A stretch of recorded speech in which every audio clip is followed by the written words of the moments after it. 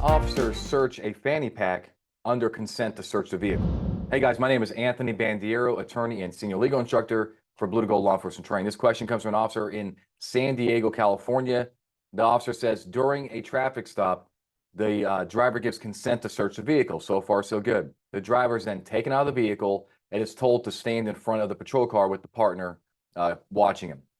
The officers start conducting a search of the vehicle and find a fanny pack in the glove box and a backpack in the back seat. The officers go through both bags and find a gun inside the backpack. Not the fanny pack, but the backpack. Driver's then arrested for felon in possession of a firearm. Are we good? The answer is yes, right? With these facts, here's the deal. If you get consent to search, you get to search, there's two things with consent. Number one is, did you get valid consent? Was it free and voluntary? Did the person give you a choice, or did they have a choice, right? And generally speaking, when you ask people for consent to search, that illustrates that they have a choice. That's the whole definition of voluntary, is when you ask people for things. The second thing is scope. Where can you search under the consent, right? Well, that question is answered by asking what does the person think you're looking for, right? I do recommend that officers, tell them something like, hey, do you have any contraband in your car, guns, drugs, and so forth, right? And they say no, and it's okay. Can I search your car to confirm it, to tell me the truth? And then they say, yeah, go for it. Where can you search? Well, the person should reasonably know that you're searching for contraband, like guns and drugs. You then get to search in those areas where guns and drugs would be. So could a gun and drug be in a fanny pack in the glove box? Check. Could it be in the backpack and in this back seat? Absolutely, right? So then the officer says, all right, what if there are multiple occupants and passengers in the vehicle, right? We only have consent to search from the driver.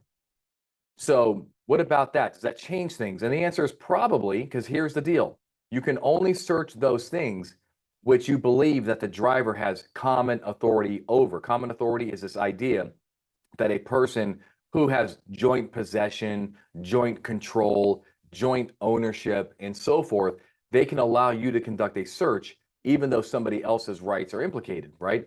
But, so if you're going to search a backpack that you believe is a passenger's, do you also believe that the driver has common authority over that backpack?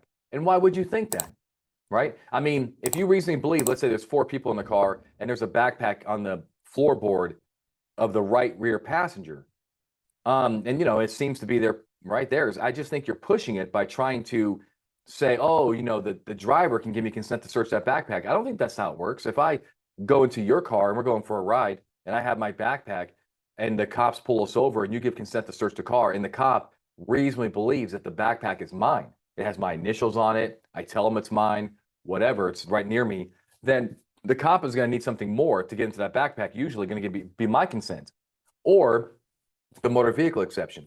So just be careful with that. Right now, when it comes to the fanny pack and the glove box, that is a done deal, right? I think that's very easy to articulate, that the driver is going to have common authority over items in the glove box, because that seems like they're in control of them, right? They're driving the car, glove box, driver, they go hand in hand. The backpack and rear is more problematic. So what's the best practice? I'm going to give you a pro tip.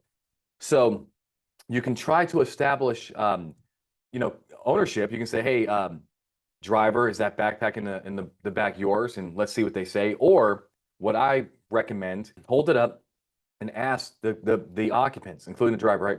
Does anybody have anything to do with this backpack? I repeat it, right? Does anyone have anything to do with this backpack? And get answers from people.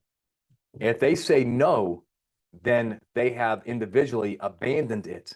And here's why this is important, right?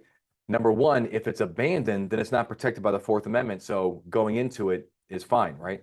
Second is that I believe that when you ask people, hey, do you have anything to do with backpack, car, etc., right? You're giving them this, the idea is that it's almost like an opportunity for them to kind of like distance themselves from it. I think it falls in the same kind of logic as these are not my pants, right? Some people that have contraband in a backpack would take that as an opportunity to say, you know what, this is my chance. Let's get myself away from this thing. And they'll say, nope, I have nothing to do with it. And then when you open it and you find contraband, the next question is can you tie them to it, right? Is there in what they would call an indicia of control, ownership, and so forth, right? You can get those by DNA testing the gun, their license in there, their keys are in there, et cetera, et cetera. Okay, so I hope it answers your question. Keep the questions coming. I hope this video has helped you get it right every single time.